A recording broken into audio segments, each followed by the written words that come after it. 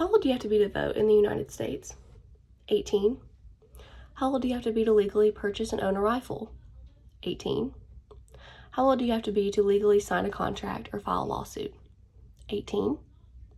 How old do you have to be to legally serve in the United States Armed Forces? Also 18. So how old do you think you have to be to go into the grocery store and purchase a bottle of wine? 21. The legal drinking age in the United States must be lowered, more specifically from the age of 21 to the age of 18.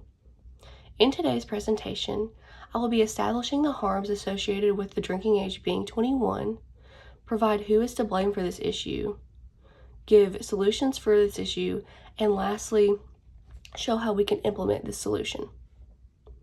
Before I proceed, I would like to establish my credibility. I'm a student at East Tennessee State University studying criminal justice and psychology, and I've conducted extensive research on the legal drinking age in the United States. Also, to provide some definitions, when I'm referring to the legal drinking age, I'm talking about the age in which it is legal to consume alcohol in the United States, which is 21. And when I'm using the words lowering or decreasing, I'm talking about taking the legal drinking age from the age of 21 to 18 through legislation, public obedience, and law enforcement. Now that I've laid today's presentation out for you all, I would like to establish the harms. First, binge drinking is common among all alcohol consumers. However, it is more common among those who are under the age of 21 due to their limited access to alcohol.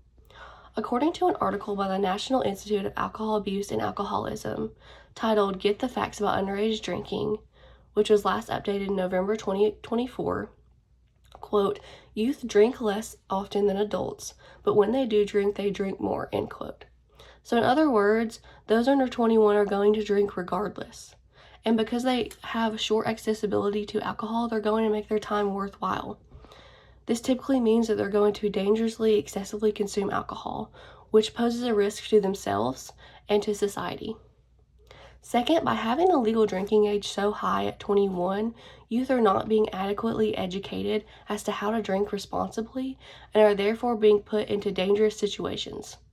According to an article titled "Return the Drinking Age to 18 and Enforce It" by Gabrielle Glazier, which was published in the New York Times in 2015, quote, "Raising the drinking age hasn't reduced drinking, it's merely driven it underground to the riskiest of settings. This age segregation leads the drinking away from those 21 or up who could model moderation," end quote. Again, those under 21 are going to drink, and by having a legal drinking age so high, society is limiting these individuals from having a proper and safe educational experience regarding the handling of alcohol. Now that I have discussed the harms of having the legal drinking age set at 21, let me move on to my next point, which is who to blame for this issue. First, societal norms are the most at fault for this issue. Peer pressure has a heavy influence on individuals, and because the legal drinking age is 21 and up, there's more of a push by society to take the risk and drink under the age of 21 because of the thrill that is associated with it. Second, politicians and legislators are also at fault here. They simply want to use the drinking age to boost their laws and campaigns. To elaborate, the higher the drinking age, the more arrests there will be made for underage drinking and DUIs. Henceforth, the more crime there is, the more politicians can use high arrest rates to leverage their campaign. Now that I have discussed who is at fault, let me move on to my next point, which is how we can provide solvency for this issue. Lowering the legal drinking age to 18 aligns with other adult responsibilities. As I mentioned before, there are many examples of why the age of 18 is considered a legal adult in the United States. 18-year-olds are considered legal adults, so the choice of alcohol consumption should be included in that. Therefore, with lowering the age, more education should be included in the education system. People are going to be purchasing alcohol, so schools and public health organizations should work to make sure that education on alcohol is accessible and that safe drinking practices are encouraged. According to the National Institutes of Health, consuming alcohol as a young adult increases the likelihood of irresponsible behavior. However, these behaviors are largely impacted by society and pressures that come with it. That is why education on safe drinking habits and making sure that creating a culture of moderation would promote a healthier outlook on alcohol for young people and should be necessary when lowering the age from 21 to 18. The most important plan of action for this is simply increasing the education on it. By making mandatory school education programs, it allows the focus beyond moderation with drinking, the risk of binge drinking, and the importance of safe drinking practices. It also must be ensured that drinking laws are strict and heavily implemented. There should be a no-tolerance policy in the police for drinking and driving.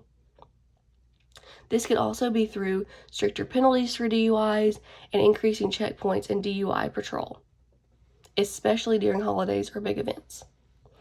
Lastly, we must track the statistics after the drinking age is lowered. It's crucial that statistics of alcohol-related incidents are reported to ensure public safety. So overall, the solution here is lowering the drinking age to 18, providing more educational opportunities for those above and at the age of 18, and having our police officers implement stricter law enforcement on those who are above 18 and their alcohol consumption.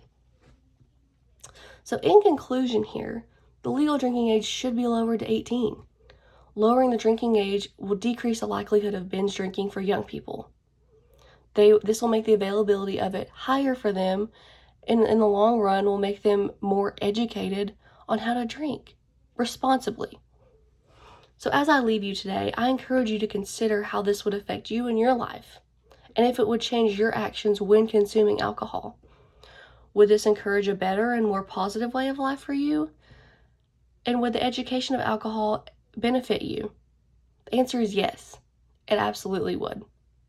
Thank you for your time.